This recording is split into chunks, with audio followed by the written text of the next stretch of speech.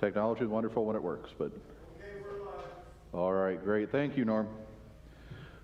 All right, and so after our week off last week when we spent time, we had the Zoom with the Grolkes and heard about their work in Botswana and Africa in general. We're back to our Embracing Your Lutheran Identity study. So that's a cover of the book, Lynn, you were asking. So... And so we're continuing to again look at some of how theology and history work together in reminding us who we are. And next slide, Norm. Today we're surviving the Dark Ages, not just because the clicker died, and so I'm dependent on, making sure that Norm clicks when I need to. Although this is in some ways easier because there's readings and questions, and it's kind of obvious to figure out when we go from there. But so again, and I think, let's go to the next slide, Norm.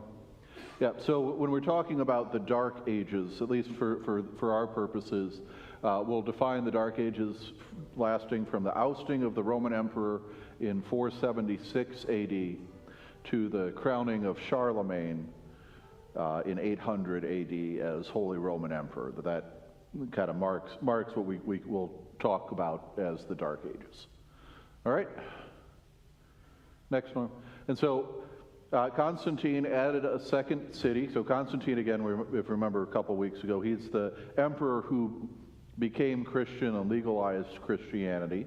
And one of the things he did as emperor in Rome is he'd spent a lot of time out east. And so he made Constantinople, not Istanbul, Constantinople. Well, it's Istanbul now, not Constantinople.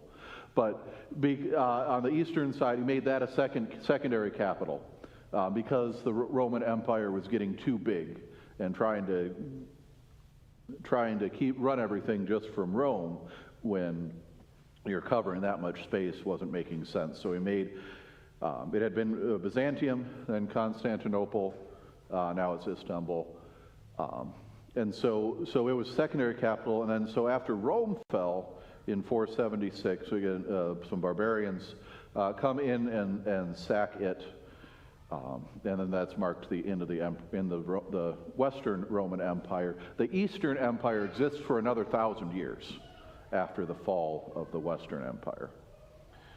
It technically, usually we mark that the fall of the Eastern Empire 1476 or so, when the Ottomans conquer Turkey in that area. All right, next slide, Norm. So again, history has seen many empires and civilizations rise and fall. Do you think our current Western high-tech civilization will fall apart eventually? Yes, okay, well that's a simple question. Any other thoughts on that, or?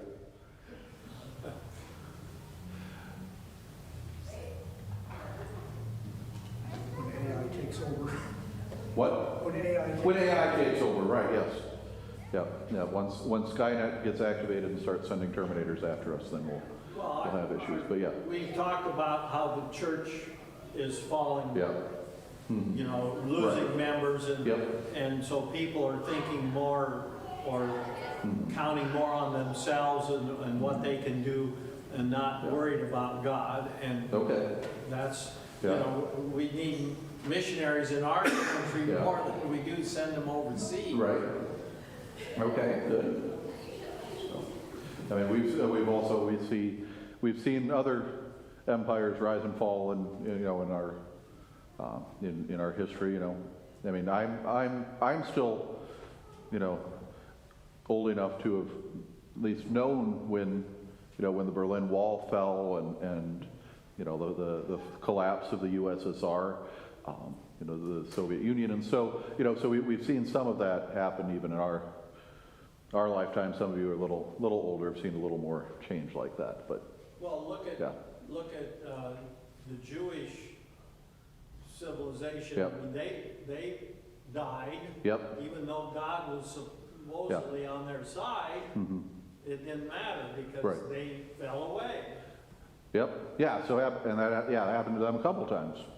Yeah, but they're when the Israelites are taken into exile, return, and then sent into exile again after Rome destroys Jerusalem in 100 years or so after Christ. So yeah. All right, but then, so once Rome falls, people start, of course, trying to figure out what went wrong, and there's some in Rome blamed Christianity for the fall, said that the gods that they'd worshipped before were angry with them, and that's why Rome fell, and that Christianity's values of peace and love took away Rome's warrior values. Again, Rome, if you remember, there are kind of two founding myths of Rome. Does anyone remember what those are? We haven't talked about it in here. I'm just trying to. What did you say, two myths? The two founding myths of Rome, of the city of Rome, and what they take. First off is the twins, Romulus and Remus, raised by wolves. So that kind of gives you an idea of how they, saw themselves raised by wolves. Are probably not, nice, kind, friendly people.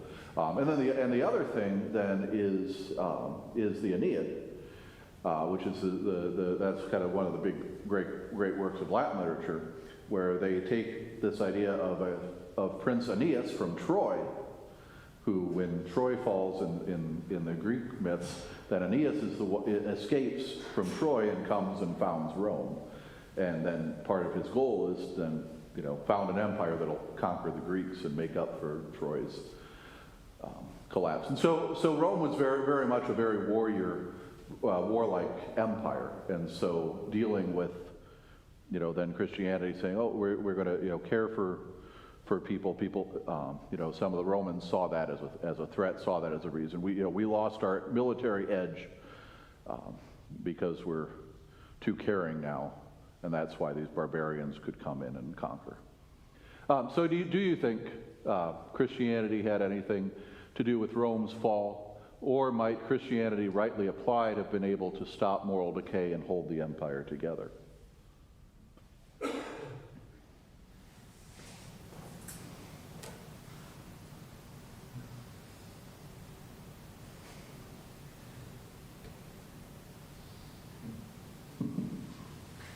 Again, a nice deep hypothetical.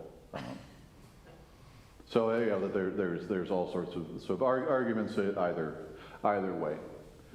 And some of the early church fathers and the ones Christians during this period then had to deal with this. Augustine in his City of God especially deals with this idea of what the city of God should look like, how it can be applied on earth, and things like that. And the key words are rightly applied. And the key words are rightly applied, right?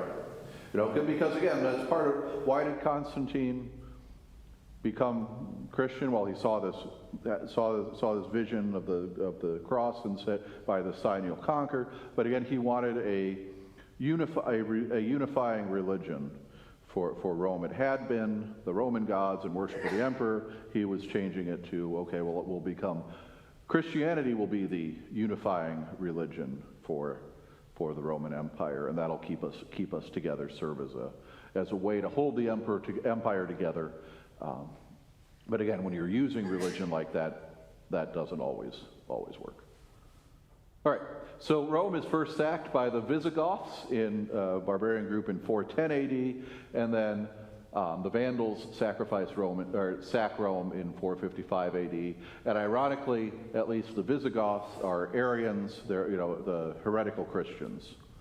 Now, remember when we talked about the Nicene Creed, the Athanasians end up being what's seen as Orthodox, that we see reflected in the Nicene Creed, and that's against the Arians. So some of the barbarians had picked that up. And some of them are the ones that sack Rome. So at least, again, even similar religions and didn't stop the barbarians from coming in on Rome. Final Roman emperors deposed in 476 AD, and then the Roman Senate sent the imperial insignia to Constantinople, and so the Eastern Roman Empire, sometimes we call it the Byzantine Empire, that lasted then over 1,000 years after the fall of Rome. Constantinople first sacked by Western Christian Crusaders in 1204 AD, and then by Muslims of the Ottoman Empire in 1453 AD, and that marks the end of the Eastern Empire. And so when they talk about barbarians, they were people who were unable to speak Greek or Latin, uncivilized. In fact, the Greek word for barbarian refers to people who just say bar, bar, bar, was how the Greeks understood them. So again, if you couldn't speak Greek or Latin, you were uncivilized and were a barbarian. So, all right, some say barbarians have overrun our culture as good manners, good taste, social restraints, and classical values are lost. Do you agree? I hear some laughter. Okay. I mean, I remember I had a seminary professor who was close to, if not past retirement age when I had him, and he would occasionally talk about how the fact that we only knew Greek and Hebrew and we didn't have to learn German and Latin, that we were, the barbarians had won because we couldn't talk in all these other languages about theology. We had to translate it. And so as he's giving the same lectures he'd been given for 50 years, every so often that would come up and someone would ask what the German or Latin word meant because we didn't know. Well, if you were to compare the TV shows 50 years ago, and what was allowed and what was said, and language used or not used, and clothing, and even we were talking the other day, was it in our class about the old Dick Van Dyke, and they even had separate beds. Yeah. So, and then compare that to 30 years ago, and compare that to 20, and there's a slip and slide, sure. Yep. I don't know if it's the barbarians, but... Yeah, we didn't necessarily need outside help to do it. We're perfectly capable of doing that kind of stuff on our own. Yeah, Jeanette? What do the young parents here feel about, the culture right now? And they're raising the next generation. Right. Do you, and maybe they don't want to answer, but do they feel that it's bad, or can they find enough good that their kids can have positive? You're too. So Right, yeah. I don't know. Does anybody have any comments about that? Probably similar to how most parents have all felt along the way. This generation we're raising probably gets 5 or more than the generation before.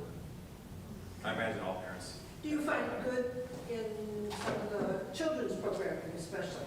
Is it good, bad? TV or Indifferent? Yeah, TV, yeah. Maybe we have you to don't- pick and choose for sure. Yeah. It's I can't give them free rein on what they want to watch for sure. I mean, like, Sesame Street, for instance, was a program that my kids watched, and I watched it with them sometimes. It seemed pretty good, but now it seems like it's, off the rail. I don't know. And I haven't watched it, so I don't know. These are just comments I've read. And that's what I'm wondering, Yeah, I mean, it's always hard in different ways. And I think, like Eli said, at least part of the challenge is just there's so much out there, and it's hard to be discerning and figure out what is good and what's not. And so, where do you place the limits on things? Again, also when you were raising your kids, you probably had one TV in your room, right, or in your house, right? That everyone had to everyone had to watch it. It only had, might have had more than 4 channels, depending on how. But and so there was at least less to have to sort through. Now, if they can get on YouTube, on a screen in their room, then who knows what they're going to come across, and any of that sort of thing. So yeah, I mean, it's always a challenge. I think there's some good things. I mean, there's some of the shows are good and educational, or they figured out how to kind of balance the shift from different things. It's been long enough ago, but I remember reading something about like the educational philosophy that went behind when Sesame Street was first created, and then seeing 20 years later when I think it was Blue's Clues might have been, but recognizing just how kids learn had changed, or understanding of that had changed, and how they shifted that kind of stuff. So I mean, it's always a challenge. Some things are easier, some things are harder, and yeah. Right. I mean, that is one thing that people complain about, the fact that movie theaters are dying, and then there's one animated movie out at a time, and it varies how appropriate people think about that. I mean, that's that animated David movie that was out around Christmas time. I think did a lot better than people expected, at least partly because it was very family friendly and Bible based and things like that. So. But I would almost even say too, more than the content that they're watching is the ads that will pop. Oh yeah, right. Yeah, that's right. Whether it's TV watching, Yeah. I think would be a good, say, just a basketball game. Right. So a commercial pops on and you're like, oh, that's. Well, yeah. Why are we talking about male health and why you need testosterone? And thank you, Frank Thomas. I mean, you try watching all these. Yeah, I mean, just watching sports, and they'll have that, and that's and that's obvious. Then think about how gambling's becoming so integrated into the sports experience and things, and how that can lead people down false paths, that kind of thing. I mean, there's always a lot going on. Yeah. It's just because you mentioned YouTube, even from an educational, if you're just trying to show something to them, like, hey, Right. We might go on an airplane soon, let's watch an airplane. Right. And it's the same thing, unless you're on a restricted like YouTube Kids Yep. account or something, you never know what's going to pop up in Yep. the next 35 seconds. No, good thoughts. All right, so when Rome fell, though, the church was virtually the only institution that made it through the fall of Rome intact, which made the church influential and powerful in the western part of the empire. So why was this good, and why would there be problems with the church being the only institution that made it through and gaining power and influence? What does history say? When you analyzed it. Well, usually power is bad in the fact that they use that power to impose things on people. Right. And that was the negative part of it. You had to become a Catholic or whatever. And that wasn't good. Mm-hmm. Right. Yeah. So the church has some secular power as well as spiritual power, and say, yeah, if you're not part of the church, you can't do things, or if you try and do this other thing, then the church will excommunicate you and things like that, and show our displeasure that way. And again, if you've got humans in power, so power corrupts, absolute power corrupts absolutely, and so you've got some people trying to use that power for good, and others using it for selfish needs, and we see, how some of that ends up, over 1,000 years by the time we get to Luther and his challenges with the church. But, any other thoughts? All right. But then churches kept learning alive.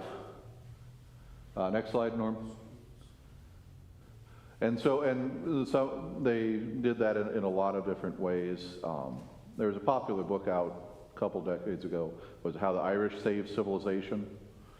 It was basically about how, partly because Ireland was far enough away from everything that it didn't get, their monasteries didn't get looted or burned repeatedly like some of the other places did.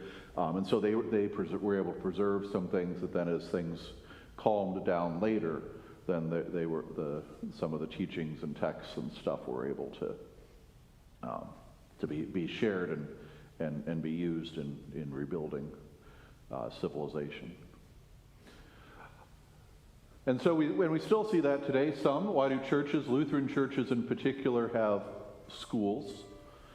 Here in Ames, we have Saints, a Catholic school and a Christian school, and all sorts of other different micro school or other options. But why do churches have schools? Well, I think part of it is we've taken the 10 Commandments out of the public schools and things like that, and they see that as wrong, and so they said, well, we're going to have our own school and teach the kids what we want. Mm-hmm. Okay, so that's part of it as an alternative to make sure that people learn what we think they should learn and aren't learning things we don't think they should learn. Any other things?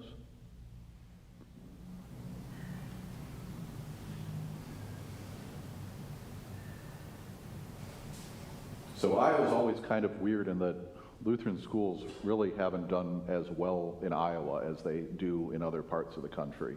And it's really kind of weird, and people have different guesses for why that is. But most other places, if there's a Lutheran church, there's a Lutheran school, and that was seen as almost essential, partly as evangelism, partly as caring for their own kids, especially the early schools. They were often built, and even have sometimes in their constitution, that part of the purpose of the school was to teach German, so that all these German immigrants could make sure they could still do theology in German, because that was the language that you needed to do theology in. And then, obviously move to English, but that same kind of idea has applied. All right, what's the connection between Christianity and literacy? The scriptures if you can't. Can't read the scriptures if you can't read, right? That's a good selling point. I was talking to someone after church last night, because I mentioned, just in passing in my sermon, that we can trust God's word because we know we have all these older copies of it, and we know they're reliable that way.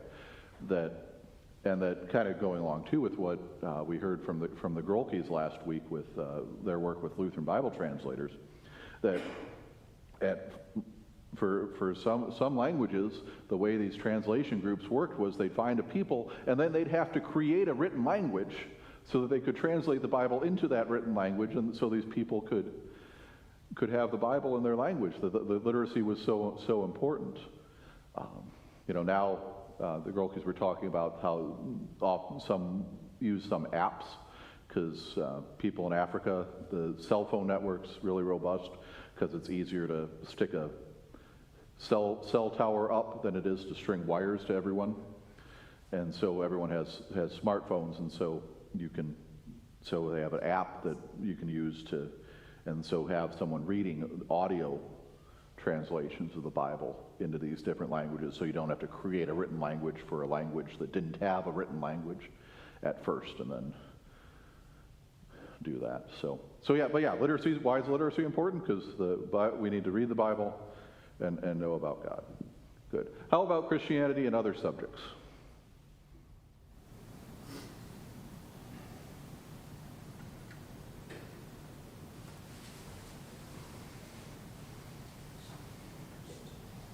Christianity have any effect on biochemistry, Don?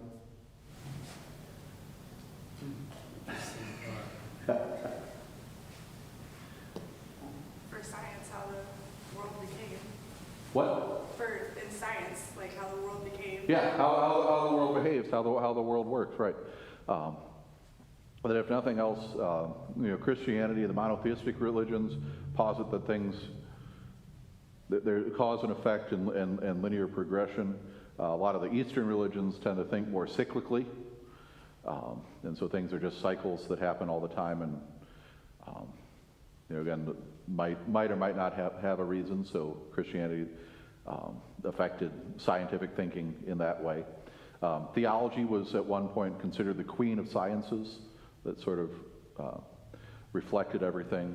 We'll talk more about this, I think, as we get more into the Middle Ages, but when universities were founded, often they were founded to teach theology and then maybe some other stuff too.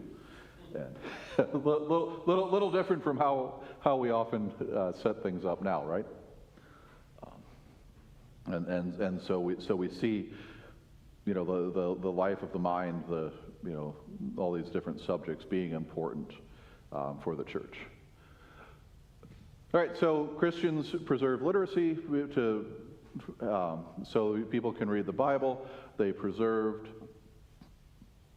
founded schools so people could learn the language and learn more about God and different things. But why would the early Christian schools, in addition to the Bible and the early church fathers and people like that, also preserve the writings of Homer, Virgil, Aristotle, and Cicero, and other non-Christians, but Greek and Latin philosophers and teachers and the like?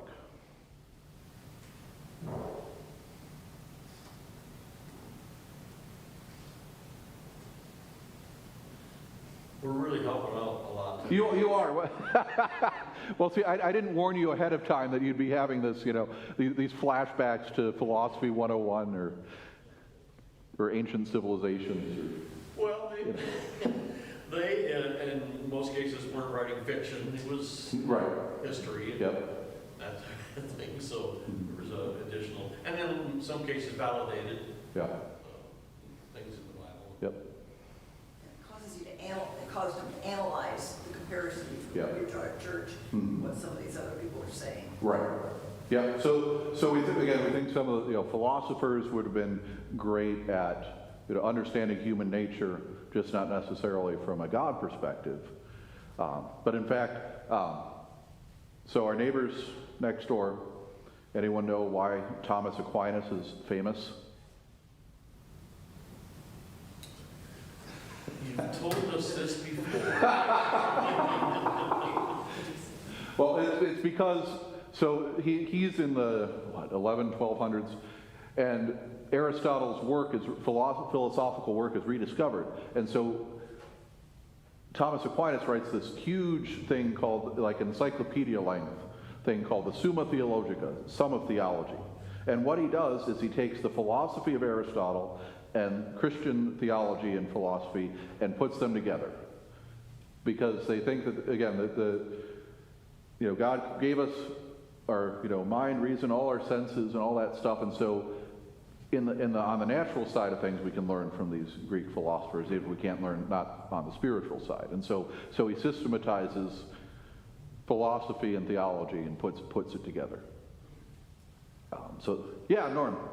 Well, some of the terminology that's used in theology came from those philosophers, like being of one substance with the Father. Right. Yeah, I mean, well, because that's one of the things that Aquinas is dealing with is, okay, how do we understand communion? How do we explain what's happening there? Well, Aristotle gives us some philosophical language that we can use to try and understand that. So, and so we'll use that, and that'll help for a bit. Doesn't get that right. Luther has a problem with some of what Aquinas does, but. And we also then find this that one of the moves in Christian education now is this idea of classical education, classical schools, where they're kind of going back to some of the ways that the Greek and Latin texts were taught and using that as a model over and against how public schools today work, which is influenced more by more contemporary educational philosophy and such. So. All right, any other questions on that? All right, good. All right, but then, so we talk about the Dark Ages, but there were some missionaries very active at this time too. One of the most famous, we've talked about him a few times, St. Patrick, worked in Ireland. Okay, next slide, Norm.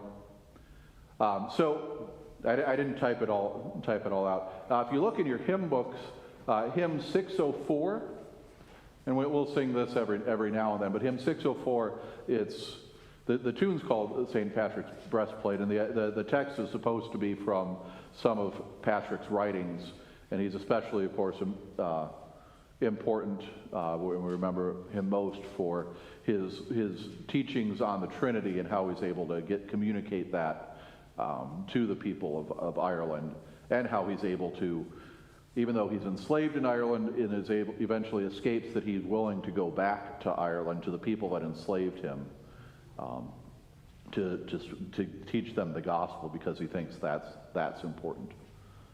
All right. Yeah, do you see any lines in that hymn that kind of jump out at you? And what do you learn from this hymn about the security you have in Christ? His cross of death for my salvation. Okay, trust in God for your salvation. Good. Anything else?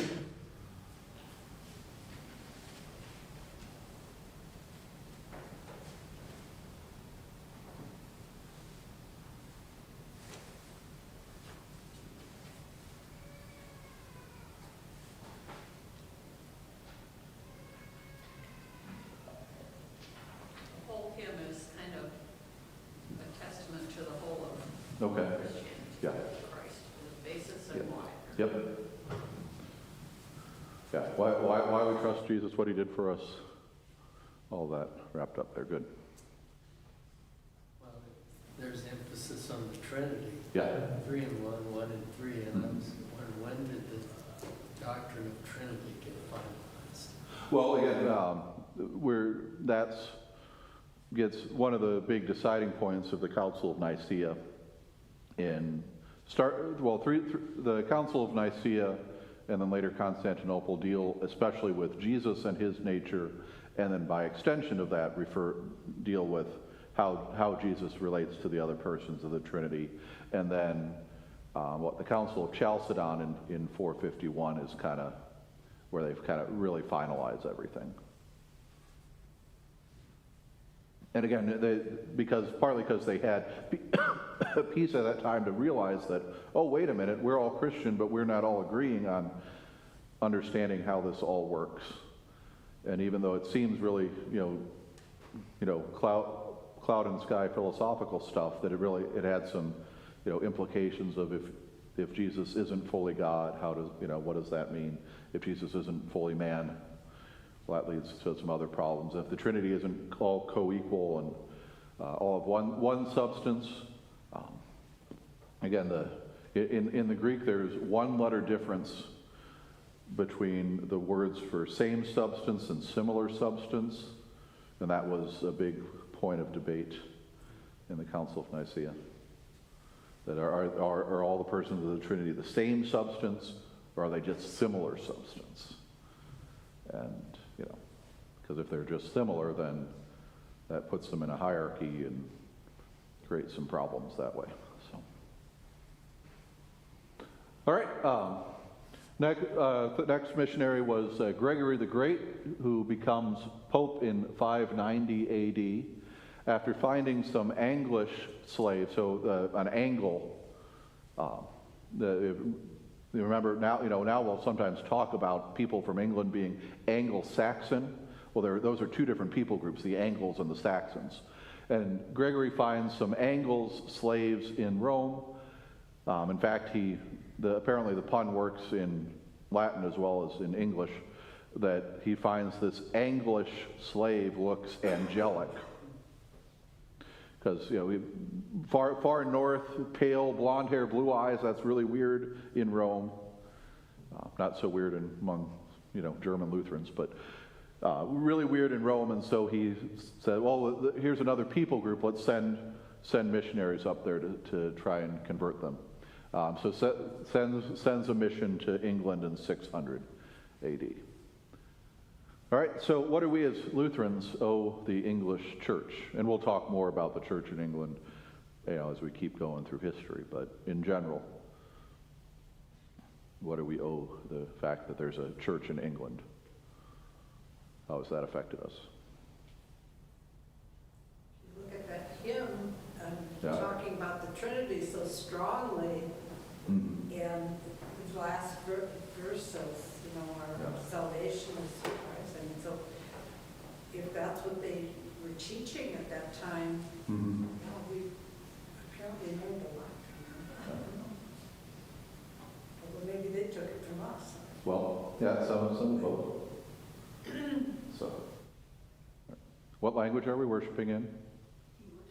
What language am I speaking? English, you gave us the scripture. Right. Yeah. I mean, so you know, eventually we get to the fact that, yeah, you know, Wycliffe and others make the translation of the Bible into English so we can all understand it. When the LCMS, again, starting as German Lutherans worshiping in German in the United States, when the first English hymnal came out, at least part of what they did was kind of take what the Anglicans, the English church was doing, English liturgical church was doing, and, you know, said, well, we could retranslate things, but they've already made it sound good in English, let's just run with that, and then tweak accordingly. So there's a lot of comparisons and, you know, things that come that way. Now, when did the Missouri Synod really change from the German language? Is that World War II? It was between the world wars. I mean, I'll sometimes joke that LCMS changes so quickly that it took 2 world wars to get us to stop speaking German and start speaking English. But I mean, but no, it was between the wars. So again, partly because the reason German Lutheran or Missouri Synod churches are going to sometimes have an American flag up front is because when we were fighting Germans in Germany, sometimes we were seen as enemy sympathizers. I know there was at least one church, was it burned down or the pastor killed or lynched or something outside of St. Louis because they were during World War I, because they thought we're fighting the Germans and the Germans are bad, and now we've got these Germans infiltrators here, so we need to get rid of them. So so kind of that recognition of between the wars of, well, we're in an English-speaking country now, we need to speak English. And there'd been some of that. I mean, that's why there is still a non-geographic English district within the LCMS, because they were the churches that started speaking English first. So, all right. Is it strange, though, that then Lutherans can remember a pope favorably? So because Gregory the Great is a missionary, he's also responsible for Gregorian chant and some other important things too. So we remember he's important, and then obviously recognize that there have been good and bad popes throughout history. So, all right, I think let's get through Boniface quick, and then we'll wrap up. So next slide, Norm. All right, and then the third missionary active in the Dark Ages, St. Boniface, who's a missionary to Germany. His famous thing is that the German pagans were worshiping Thor, and there's this big tree they called Thor's Oak, and Boniface decides he's going to take an axe to it and chop it down. The pagans are like, oh, you better not do that, otherwise Thor, lightning god's going to strike you down. And then he doesn't get struck down. In fact, there's a wind that helps blow the tree down. And so then they go, oh, well, I guess your God's better than Thor, so let's become Christian. So proof that God was stronger than the Norse gods. Next slide. So how is this similar? If you remember the confrontation between Elijah and the prophets of Baal on Mount Carmel. Again, God, show us your power. You show us your God's power. We'll show you our God's power. That's what, even when he wet everything down, it's still. Wet everything down. Mock the prophets of Baal. Better, call him louder. He must be sleeping. Maybe Baal's off using the bathroom. That's why he's not listening to you. So, yeah. So pretty similar.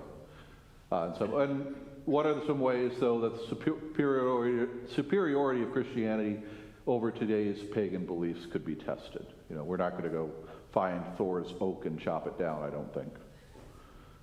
But there is actually, seems to be a renewed interest in Norse mythology and pagan practices like that.